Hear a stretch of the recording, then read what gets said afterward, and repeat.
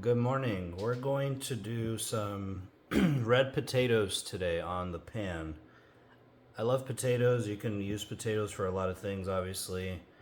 We're going to be cooking up a lot of food today for Father's Day. And I haven't made potatoes in a while, so we're going to go ahead and do it. So, red potatoes, I washed them a little bit just to get any of the excess dirt that's on there, and I cut them up about this size, I guess like inch cubes, give or take. It doesn't have to be as fat as like a burnt end cube for a brisket or like a pork belly burnt end. But I try to cut it like this, as even as I can. Red potatoes get a little lumpy. They're not super spherical or geometrically even. So if you get some pieces that are more square than others, that's okay, as long as the thickness is kind of about the same. Because if it's cut relatively even, it'll cook a lot more even. And what I'm going to do is I'm going to start off the pan with some thyme. I'm going to kind of let the aromatics of the thyme just kind of waft in the kitchen here. So with olive oil, some thyme, I'm going to let it sit for maybe 20 seconds, give or take, just so some of the oils kind of release in the thyme. And then from there, that's when I'm going to put the potatoes in. So I'm going to layer this as I go with seasoning. And just as it starts to come to the point where the potatoes are ready to eat, my goal is to get a good crust on the potato, but I also want the inside to be just nice and chewy. So it's going to be a lot of lid on, lid off. I'll be adding some water into the pan just so it can steam a little bit, but the initial part of the potatoes cooking is just so it can get that crust. As far as seasonings go, I got some thyme leaves, got some onion powder, I got some crushed red peppers. Depending on if you like spicy food or not, you can add as much as you want. Garlic salt. If you got garlic powder, I would say that's better. I ran out of it. Just because there's going to be salt in this too. You don't want to get it too salty. That's why I like the garlic powder. And then kosher salt. But I'm just going to probably go a little bit lighter with this today. We'll finish it off with some parsley flakes. And then to kind of add some nice little smokiness to it, we're going to add some smoked paprika. And then I'll do an all-purpose seasoning just to kind of give it a little bit of extra flavor.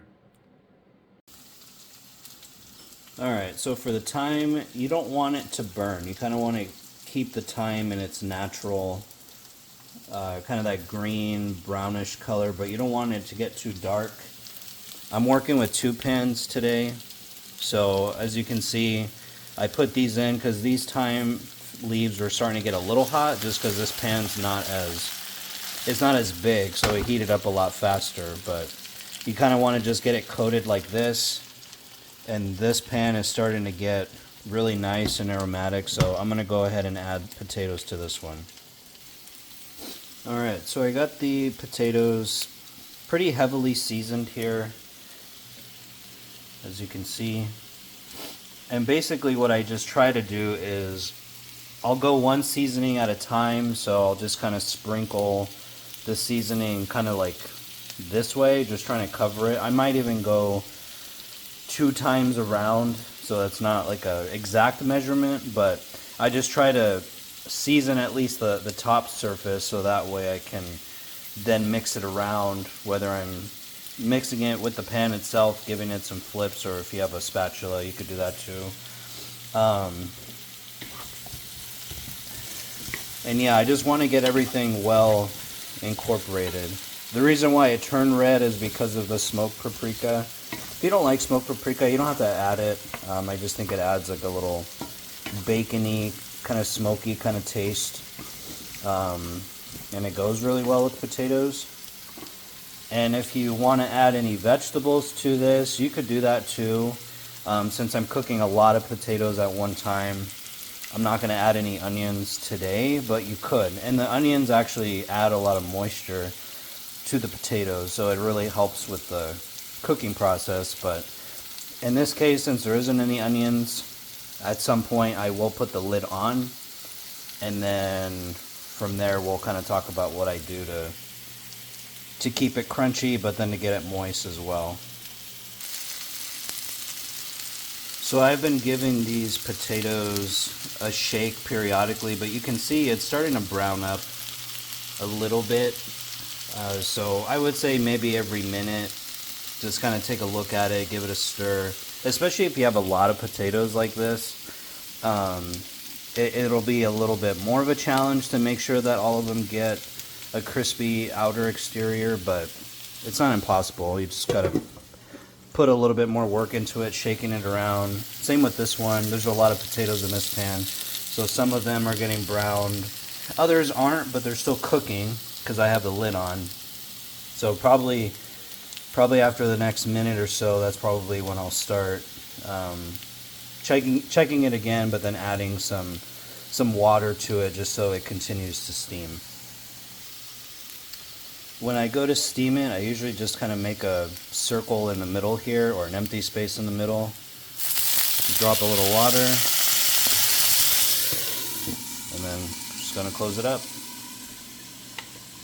Same thing with this one. Gonna make some room in the pan here. A little bit of water, and then close it up. And then just kind of let that do its thing for a few minutes, and then just check on your potatoes periodically and make sure that they're not burning too fast.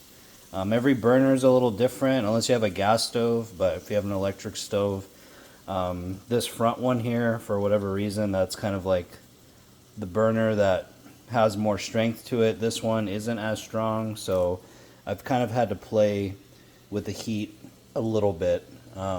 Especially when you're cooking a lot of potatoes, you kind of have to monitor the heat a little bit, just because I don't want them just to be soft potatoes. Like, I want them to have some crunch to it. So depending on where your pan is and heat and all that stuff, that'll definitely dictate how your potatoes come out.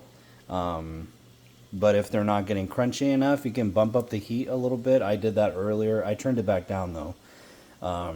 So just kind of play with it depending on what kind of stove you have. Alright, these potatoes are just about done. I just turned off the burners, but I'm just letting them hang out in the pan here, and trying to get these parsley flakes to adhere to the potatoes. You can see I've already given it a mix, so it'll just give it a nice little bit of more freshness to it. If you have fresh parsley, that also works. But for now, if you just have it in the container, like that guy there, and that's totally fine.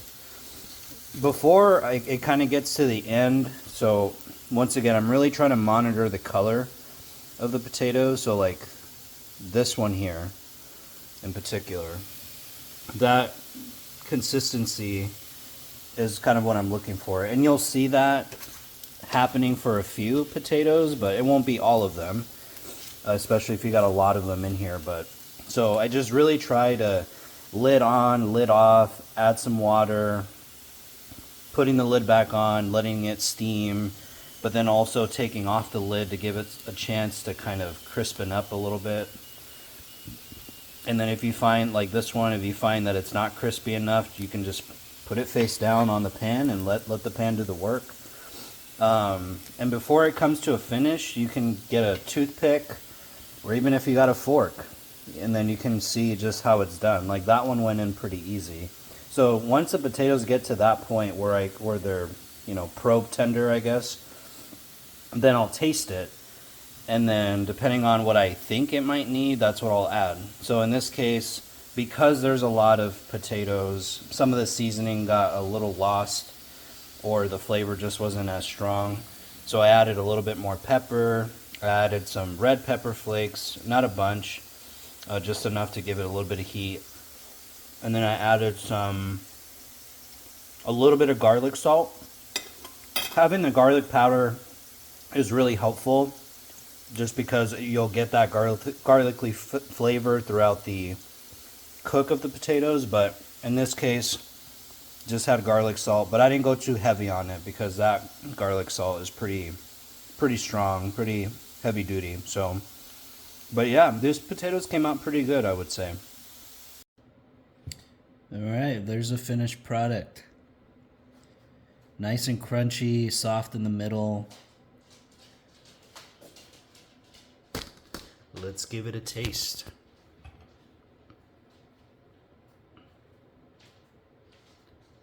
So a lot of seasonings on there. And I try to get it a little burnt like this. Sorry, I'm trying to focus on the potato here. How can that be bad? You can eat this with eggs. I'm gonna smoke up some ribs later.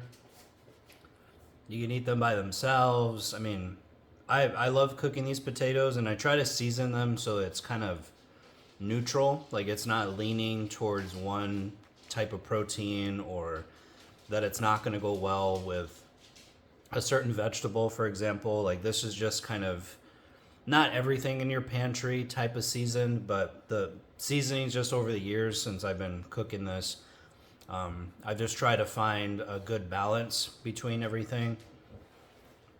My only self-criticism would be they're just a tad bit salty, but that's just because of the garlic salt, as I mentioned before. So garlic powder works. I wouldn't use minced garlic just because it's going to be cooking for a long time and you don't want the minced garlic to burn. I've tried it. I've made that mistake before and I just stay away from it. I mean, I guess you could add it at the end of the cook and mix it around, but I don't want a raw product with a cooked product, in this case with minced garlic and then cooked potatoes. I just don't think it would come out right, but you can do whatever you'd like. It's just a recommendation on my end. Like I said before, you don't need the red pepper flakes. I think it balances out the saltiness if it does come out a little bit salty. But you don't need to go heavy with it. Red pepper flakes, I think the flavor and the heat kind of goes a long way. So it's not like I added like a quarter cup of red pepper flakes. I probably added maybe 3 tablespoons, give or take, and that was between both the bigger pan and the smaller pan. These potatoes, I mean, you could do it in an air fryer, you could do it in the oven. It's really up to you. I just like working in the pan because I can really focus on layering the potatoes, and I can constantly check it. I can constantly give it a spin or a flip in the pan. I can really work out the or work on the exterior of the potato to get it crunchy. Because if you have it in an oven, you're gonna have to move them around. The oven gets hot. Because if you're trying to get it crispy, you got to bump up the heat in the oven a little bit.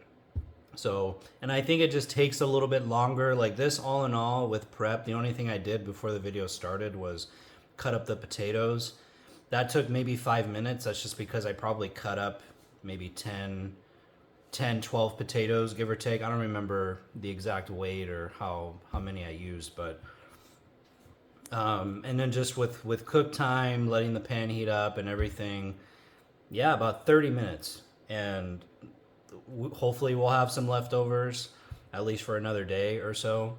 But yeah, very simple. It's just real simple ingredients, nothing too crazy. Like I said, you could add vegetables to this. Onions really add a lot of good flavor, but it also adds a lot of moisture. So if you're cooking this and you're not cooking as many potatoes, I find that the cook tends to cook faster because you don't have to keep trying to steam it. So with the water, I'm manually steaming it. With the onions, you don't really have to do that. Like if you ever notice, like when onions hit the pan, they immediately start to sizzle like crazy. But it doesn't mean it's burning. It's just that there's a lot of water in onions. So if you like that, I highly recommend that as well. But in this case, we're going to be eating a lot of other vegetables today, so I just didn't feel like cutting up some onions. But if you have any questions, comments, hit me up, please. And I hope you guys are enjoying the weekend, and take care.